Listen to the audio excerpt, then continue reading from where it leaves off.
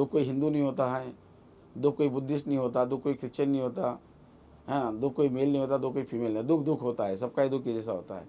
और ये जो तनाव है, दुख है, चिंता है, भयग्रस्तता है, और इसकी वजह से जो आदमी भाग रहा है, किसी की शरण ले रहा है, किसी को प्रार्थना पूजा अर्चा ये कर रहा है, इसमें सब कुछ रखा नहीं है। और इसका सोल्यूशन एक ही है कि बुद्धा को पढ़े, बुद्धा को समझे। मित्ता संवाद, आपका स्वागत है। इस चर्चा में हम विभिन्न पहलुओं पर जो मानवीय दृष्टिकोण से या इंसान के उन्नति के दृष्टिकोण से या जीवन यापन के दृष्टिकोण से आपको उच्चांक स्तर पे लेके जाते हैं, हम उन पहलुओं को इस विषय में, इस सेगमेंट में छूते हैं। आज हमारे साथ एक विशेष खास शख्सियत है, डॉक्टर कृपाकर वासनिक सर। सर, आपका स्वागत है आवाज़ इंडिया टीवी में। नमस्कार। नमस्कार सर, हम देखते हैं कि आप इतने बड़े अधिकारी पद पर थे, पर जिस तरीके से हम देखते हैं कि 13 से 14 किताबें आपकी प्रकाशित होती है। साथ ही साथ जब आप जब नौकरी पेशा में थे, तब उस वक्त की भी आपकी 5 से 6 किताबें हैं। उसके बाद भी आपने किताबें लिखी। तो कैसे क्या इतना वक्त निकाल पाए और कहाँ से प्रेरणा मिली सर आपको? ये बहुत अच्छा क्वेश्चन है। मैं जब महाराष्ट्र स्टेट में 10 साल सर्विस की है, 1985 टू 1995, तो मैं एक्सटेंशन विस्तार शाखा में काम करता था। और मेरा रोल था कि फार्मर्स को जो टेक्नोलॉजी है, जो यूनिवर्सिटी से ICAR इंस्टीट्यूट से निकलती है, वो फार्मर्स तक पहुंचाना। अब उसमें जब मैंने देखा कि हम फार्मर्स को मिलते थे, उसकी रैलियाँ करते थे, चर्चा सत्र करते थे, उनके पास जाते थे, लेकिन एक जो प्रिंट मीडिया है और जो मास मीडिया है, रेडियो टेलीविज़न, उसमें भी काफ़ी मैंने लेक्चर्स वगैरह दी है। मैंने कहा इसका कैसे यूज़ कर सकते हैं कि हर गांव में एक तो भी पेपर जाता ही जाता है, और जो पान पट्टी होती है या चाय पट्टी होती है उस पर लोग पढ़ते हैं, पूरे गाँव के लोग पढ़ते हैं, और कुछ बड़े लोग होते हैं उनमें पेपर। तो मैंने कहा इसको माध्यम चुनना, हम तो काम कर ही रहे हैं, लेकिन पेपर के ज़रिए भी हमारा जो मैसेज है मॉडर्न एग्रीकल्चर के प्रैक्टिस से लोगों तक कैसे पहुँचे। तो मैं 1988 में एक आर्टिकल लिखा, कंटूर कल्टीवेशन कैसे करना चाहिए। गवर्नमेंट ने उस वक्त तो कहा था कि दो होते हैं, दो तरह से, कि एक स्लोप होता है, तो स्लोप के दिशा से कल्टीवेशन करना, जैसे तिल लगाना है, कुछ भी लगाना है, और एक होता है कि स्लोप के अक्रॉस लगाना है। तो उससे क्या हो जाता है कि स्लोप के इसमें लगा दिया तो बारिश से पानी जाता है तो पूरा वो मट्टी वगैरह लेके नीचे जाता है। जब अक्रॉस जो करते हैं तो पानी रुक रुक के खेती से निकलता है, पानी ज़मीन में झिरकता है और फिर जाता है, तो मट्टी रुकती है उसमें। तो इसमें मैंने अच्छा आर्टिकल लिखा और एक 2-3 मैगजीन्स और पेपर्स को भेजा, और पब्लिश हुआ, और मुझे मेरे सीनियर्स थे, अधिकारी थे, उनसे मुझे अप्रिसिएशन लेटर आए। तो मुझे लगा यार मैं लिखता हूँ तो लोग पढ़ते भी, और काफ़ी वहाँ उस वक्त मोबाइल वगैरह नहीं थे, तो लोगों ने कुछ लेटर भी लिखे मुझे। तो और यहाँ से उस लेखक की बीज अंकुरित होना चालू अंकुरित था, मतलब अगर वो समझे, शायद किसी ने मोटिवेट नहीं किया होता, मुझे अप्रिसिएशन नहीं लिए भेजे होते, तो शायद मुझे लगता है कि चलो ठीक है। दूसरे एक मतलब छापा उनने, तो लगा कि नहीं यार मैं लिखता हूँ तो छाप सकते हैं। मतलब लोकमत ने छापा, संचार था सोलापुर से, वहाँ से छाप कराया था, कुछ लोकल पेपर भी थे, फिर विद्यापीठ की यूनिवर्सिटी की मैगजीन निकलती, उन्होंने भी उसको स्पेस दिया। ये यहाँ शुरुआत हुई। तो और फिर मैं लगातार लिखते रहा जब भी मुझे समय मिलता था। और मेरा जो लिखना था वो उसके साथ होता था कि जो फार्मर्स को आज क्या चाहिए। समर के क्रॉप से तो समर के ऊपर लिखता था, बारिश जब, तो इस तरह से यानी एक नया नजरिया और एक हाँ, इनोवेटिव रिसर्च के माध्यम से आप हाँ। लिखते चले गए। और इस वजह से मैं काफ़ी परिचित भी था लोगों से। अच्छा। इसके वजह से बहुत लोग जानते थे मुझे। तो एक भाव, जो एक सेटिस्फेक्शन का भाव आपको मिला कि लोगों की समस्या का समाधान ढूंढे। जी जी जी सर, जी। सेकंड इसमें हम जब आते हैं, अब आर्टिकल से जहां पर आप किताबों की दुनिया में आते हैं, जो किताबें जिंदगी को एक नई रोशनी देती है, जी। एक नई चेतना देते हैं, हाँ। या एक नई राह देते हैं। तो शुरुआती दौर में जो 5 किताबें आपने लिखी, हाँ। तो कुछ कम शब्दों में दर्शकों से कुछ आप साझा करना चाहें? हाँ हाँ। अब देखिए कि मैं 2000 जब सेंट्रल गवर्नमेंट में गया 1995 में, तब मुझे एहसास हुआ कि PhD होना ज़रूरी है, डॉक्टरेट होना ज़रूरी है। सेंट्रल स्टेट गवर्नमेंट में उसकी रिक्वायरमेंट मुझे महसूस नहीं हुई, लेकिन जब मैंने केंद्रीय कृषि मंत्रालय जब ज्वाइन किया, तब मुझे महसूस हुआ कि हायर एजुकेशन ज़रूरी है। तो मैंने जैसे ही मेरे 5 साल पूरे हुए, मैंने अप्लाई करना शुरू कर दिया PhD के, और सरकार ने मुझे परमिशन दी, और महात्मा फुले कृषि विद्यापीठ राहुरी से मैंने एग्रीकल्चर इकोनॉमिक्स से मैंने PhD की, 3 साल वहाँ कैंपस पर रह के। जब मैं PhD हो गया 2005 में, तो मैंने एक नया चिंतन शुरू किया कि भाई डॉक्टरेट हो गया, डॉक्टरेट टर्मिनल डिग्री है, उसके बाद में कोई डिग्री नहीं है, तो आपने क्या मतलब क्या किया? एक मतलब you get the piece of paper, एक टुकड़ा मिला डिग्री का या क्या? उसने कहा नहीं, इसको एकेडमिक डेवलप करना चाहिए, पीएचडी जैसा आदमी लगना चाहिए, भाई डॉक्टरेट है तो क्या। तो सब्जेक्ट को हमने जस्टिफाई करना चाहिए, तो सब्जेक्ट के ऊपर में देखा कि क्या उसमें क्या ज़रूरत है, क्या लिख सकता है एग्रीकल्चर इकोनॉमिस्ट। तो वुमेन इन एग्रीकल्चर का मैंने एक सब्जेक्ट लिया, क्योंकि महिलाओं का बहुत बड़ी भागीदारी है कृषि में। अच्छा, जो भी काम करती महिला ही करती है। कैसा कुछ एग्जांपल दे पाएंगे सर? जैसे है कि रोवनी है, खुरपनी है, ट्रांसप्लांटेशन है, यानी जो बेसिक वर्क्स हाँ, है। इवन जो एनिमल हस्बेंड्री के दूध निकालना है, एनिमल को का ये तो मैक्सिमम, और रिसर्च से प्रूव हुआ है, रिसर्च से भी प्रूव हुआ है कि जो बैल है उसके बराबर या उससे ज़्यादा महिलाएं काम करती है, रात दिन घर में खेत में काम करती है, घर में भी काम करती है, दूध निकालना, दूध के प्रोडक्ट बनाना, दूध बेचना, जानवर के लिए चारा जमा करना, तो उसका कंट्रीब्यूशन ये है। तो सर आपका एक किताब भी है वुमन इन ये एग्रीकल्चर, मेरी ये किताब है। तो ये जो शोध निबंध आप प्रस्तुत कर रहे थे हाँ। या डिजाइन कर रहे थे, जी। तब आपको ये कंपाइल करने का मौका मिला। तो क्या, और जब डीपली चले गए सर आप इसमें, तो सेकंड फॉर्म में आप हैप्पीनेस की भी बात करते हैं। नहीं, फिर मैंने एक सेकंड मैंने last people analysis of Indian poverty, मैंने देखा कि दुनिया इंडिया में जब करीब करीब 32-38 पे उस वक्त परसेंट पॉवर्टी थी, तो मैंने उसको देखा कि पॉवर्टी है। अभी जो लिटरेचर है इंडियन पॉवर्टी के ऊपर, तो क्या है जो जिन्होंने लिखा हुआ है, उन्होंने लिखा है कि इंडिया में पॉवर्टी है, उसके मेजर्स दिए हैं, लेकिन इंडिया में पॉवर्टी क्यों है उस एस्पेक्ट पे चर्चा नहीं करते। मैंने उसको पकड़ा कि इंडिया में पॉवर्टी क्यों है, basically why people are poor in India, इतना ओल्ड सिविलाइजेशन, वहाँ से शुरुआत किया, और फिर उसके मैंने रेमेडियल मेजर दिए। अच्छा, कि क्या क्या हो सकता है। थोड़ा सा और सर डीपर आपकी रिसर्च को समझने की कोशिश करते हैं, फिर स्टेप बाय स्टेप, फिर आप कहाँ तक पहुँचे सर? ये फिर मैंने एक देखा कि जब मैं इंडियन एग्रीकल्चर की बात करते हैं, तो लोगों को यही पता है कि ग्रीन रिवोल्यूशन और बाद में ये मोटा मोटा कि ग्रीन रिवोल्यूशन हुआ, और जैसे हमारे पास अनाज नहीं था, फिर अनाज आज एम्पल हुआ है, तो मैंने इसके ऊपर बैग गया। ग्रीन रिवोल्यूशन अभी हुआ 1964-63 वगैरह, उससे मतलब 60 to 70 डिकेड में, लाल बहादुर शास्त्री के डिकेड में, उस डिकेड में हुआ है। मैं जब पीछे गया कि इंडियन एग्रीकल्चर की शुरुआत कहाँ से हुई, डेवलपमेंट। अच्छा। इंडियन एग्रीकल्चर ओल्ड है, तो कौन से ईरा तक डेवलपमेंट। तो मैं जब गया तो मुझे ये पाया कि मतलब जहाँ मुगल थे, मुगल के ज़माने में इतना कोई रिसर्च भी नहीं था, उतना साइंटिफिक डेवलपमेंट हुआ नहीं था, ना केमिस्ट्री डेवलप हुई, ना फिजिक्स हुआ था, हुआ भी होगा तो बहुत रूडिमेंट्री फॉर्म में था। तो उसमें जब अंग्रेज़ यहाँ आए तो उन्होंने ये पाया कि यहाँ एनिमल डिसीजेस के बड़े प्रॉब्लम हैं, जानवर एंथ्रेक्स से मरते थे, लेकिन एंथ्रेक्स से मरते उसका पैथोलॉजी का भी रिसर्च नहीं हुआ था।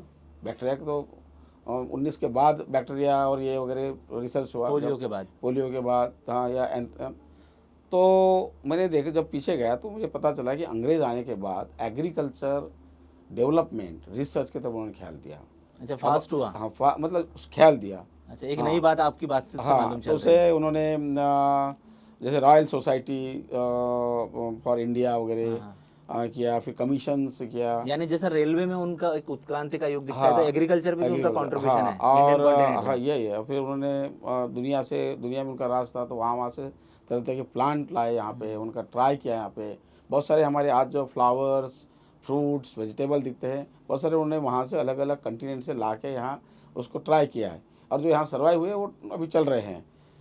दूसरा क्या था कि यहाँ पे जब उन्होंने देखा कि फार्मर्स की समस्या सॉल्व करने के लिए उसको रेगुलाइज करने की कोई डिपार्टमेंट नहीं है, तो उन्होंने 1881 में एग्रीकल्चर डिपार्टमेंट की स्थापना की। फॉर्चुनेटली बॉम्बे प्रेसिडेंसी से पहले जो ये हुआ, बॉम्बे प्रेसिडेंट में एग्रीकल्चर डिपार्टमेंट की स्थापना हुई, और बाद में धीरे धीरे फैल गया। अभी जो हम देखते हैं कि animal husbandry, food ministry, rural development, panchayat raj, सब एग्रीकल्चर के से निकले हुए डिपार्टमेंट्स है। बाद में उन्होंने रिसर्च की तरफ उन्होंने ख्याल किया कि रिसर्च होना चाहिए एग्रीकल्चर का। तो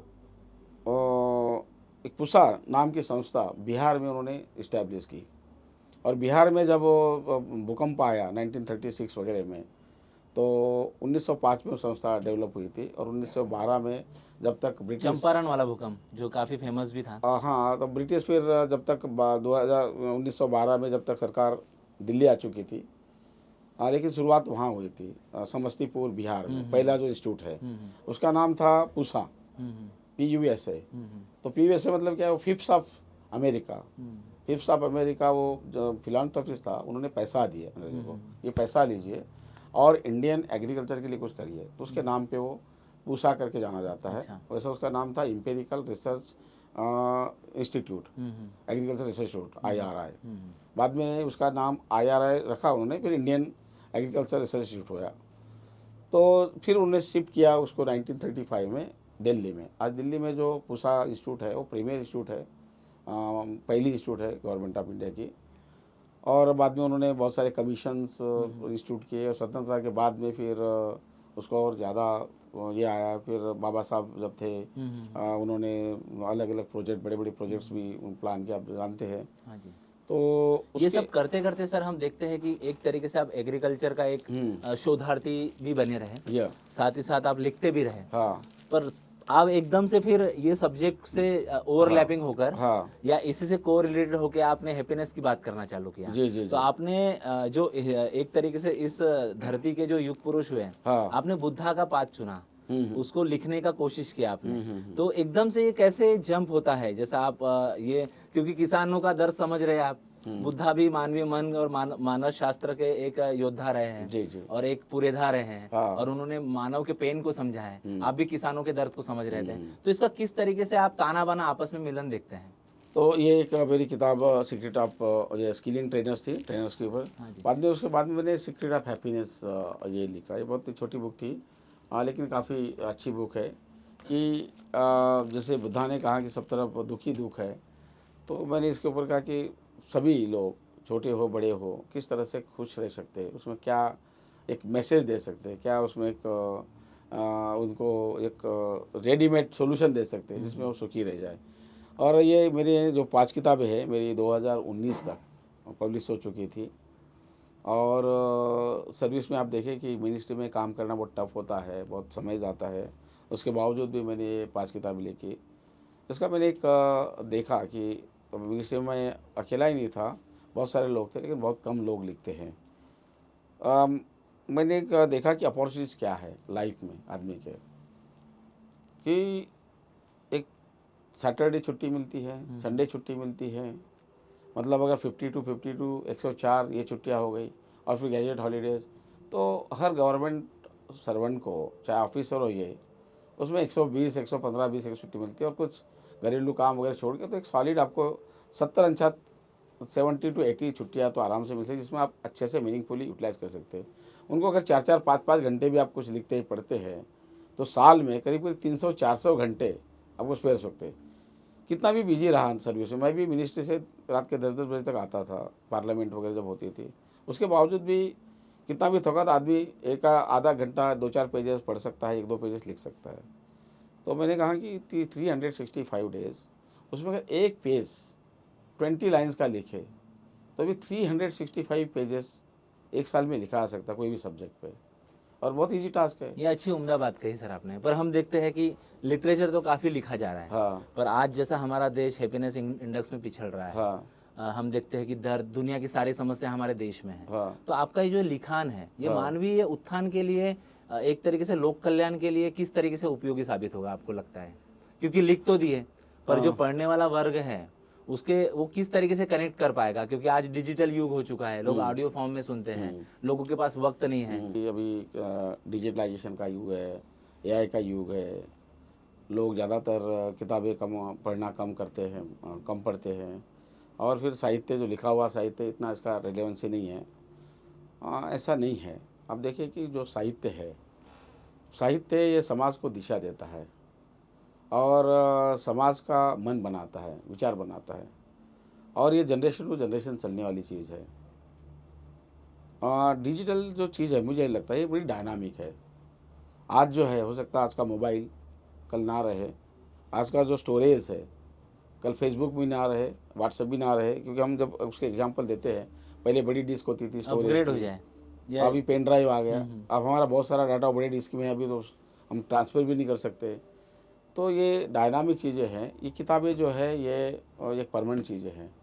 और आज जो ट्रांसफ़र ऑफ नॉलेज युगों से हुआ है, तो लिखित, चाहे वो पत्थर पे लिखा हो, चाहे पेड़ के पन्नों पे लिखा हो, चाहे कागज़ पे लिखा हो, वो वही एक अगले जनरेशन के लिए सोर्स बनता है नॉलेज का। इसमें देखिए कि हम जब देखते हैं कि लोग पढ़ते हैं क्या, तो अभी भी मैं एक डाटा लोकमत में पढ़ रहा था, एक इन्फोग्राफी को हर दिन देते हैं। वो इन्फोग्राफिक में पाया कि अमेरिका जैसा छोटा सा देश, इंडिया के कंपेरिजन में बहुत छोटा सा देश है, तो उनमें एक साल में 32.5 एंड अबोव लाख किताबें छपी जाती है। इतना पढ़ने का उनका ये है, इतना नॉलेज क्रिएट उस कंट्री करती है। और इंडिया में इतना बड़ा कंट्री है, अनेक पीएचडीज होंगे, हमारे यहाँ सिर्फ 2,75,000 वगैरह कुछ सिर्फ किताब पढ़ जाते। तो अभी भी देखिए कि हम किताब नॉलेज क्रिएशन में कितने पिछड़े हुए हैं। हम देखते हैं एक तरीके से आपने हैप्पीनेस की भी बात की, हाँ, तो क्या सोचते हैं, क्या मैसेज देंगे? अभी बुद्धा देखिए आज भी रिलेवेंट है, सभी के लिए रिलेवेंट है।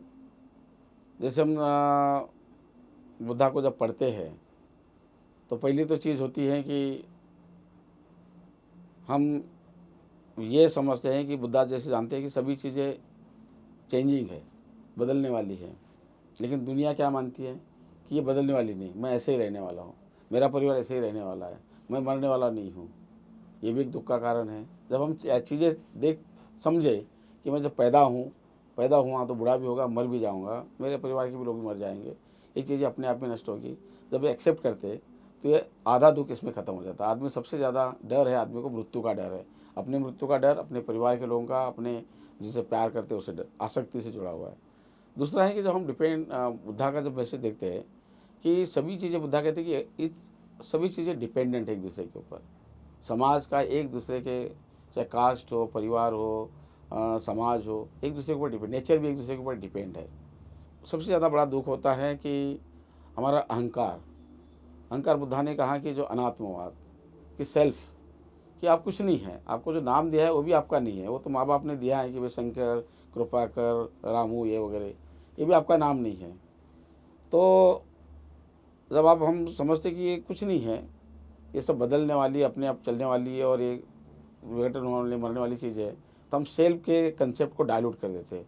अब जब सेल्फ मैं जहाँ नहीं रहता वहाँ अहंकार नहीं होता, तो फिर आपका कोई अपमान करे तो बोलते कि किसका अपमान किया, मेरा तो कोई अपमान नहीं हुआ।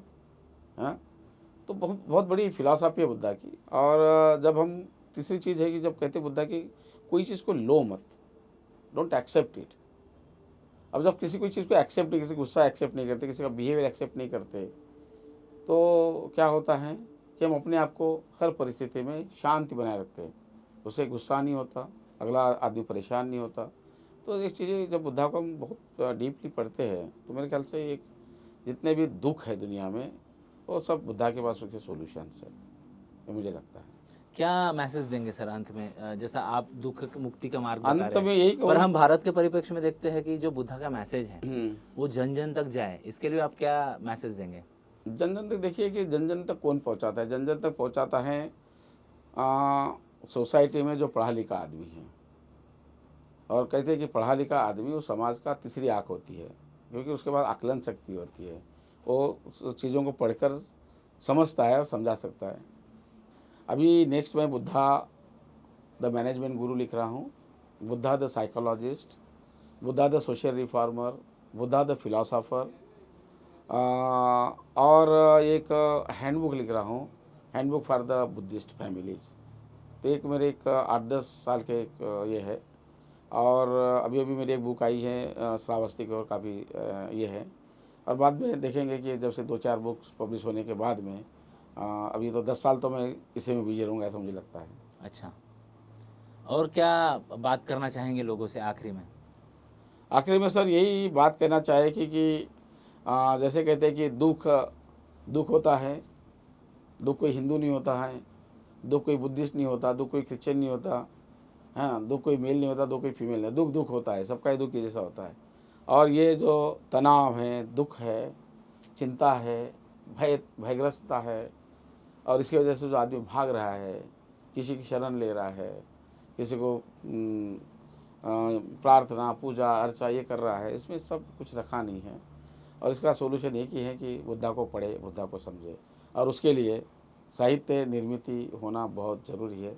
अच्छे साहित्य की निर्मिति होना, जन जन तक पहुंचना, ये मुझे लगता है जब साहित्यिक राइटर ये होना ज़रूरी है। अच्छे साहित्य की निर्मिति होना। जब जब मानव कल्याण की बात आती है, हम जब प्राचीन भारत का इतिहास देखते हैं, लोगों ने पत्थरों में, खंडहरों में लिखना चालू किया। जब सिंबॉलिक लैंग्वेज का युग चालू हुआ, लोगों ने सिंबल के माध्यम से अपने ज्ञान और विज्ञान को मानवीय कल्याण के युग के साथ जोड़ना चालू किया। उसी कड़ी में हम देखते हैं पूरा वेस्टर्न वर्ल्ड, पूरा यूरोपियन वर्ल्ड, पूरा स्कैंडिनेविया का बेल्ट और पूरी वसुंधरा और पूरी धरती आज बुद्धा के ऊपर रिसर्च कर रही है। चाहे नोवा हरारी की सेपियन हो, या फिर एंथ्रोपोलॉजिस्ट जितने भी बायोलॉजिस्ट है, या फिर माइक्रोबायोलॉजिस्ट है, उनका बुद्धा के ऊपर रिसर्च हो, या पाइथागोरस का प्रमेय हो, हर जगह ग्रीक इंडो सिविलाइजेशन में आपको बुद्धिज्म दिखेगा। सिर्फ आपको अपने तीक्ष्ण और अपने तर्क बुद्धिता और अपने विवेक से उस वैज्ञानिक और उस एनलाइटेंड एज को खोजना है जो ईरा आप इग्नोरेंस को रोकती है। विश्वास के आगे अंधविश्वास को अगर से दबाना है तो आपको विश्वास को एक दमखम के साथ आगे प्रेजेंट करना पड़ता है। उसी कड़ी में डॉक्टर वासनिक सर अपनी लेखनी से लोगों को समझा रहे हैं और लोगों को एक टेक्निक्स और एक फॉर्मूला बता रहे हैं कि आप जीवन किस तरीके से उत्थान की ओर लेके जाइए।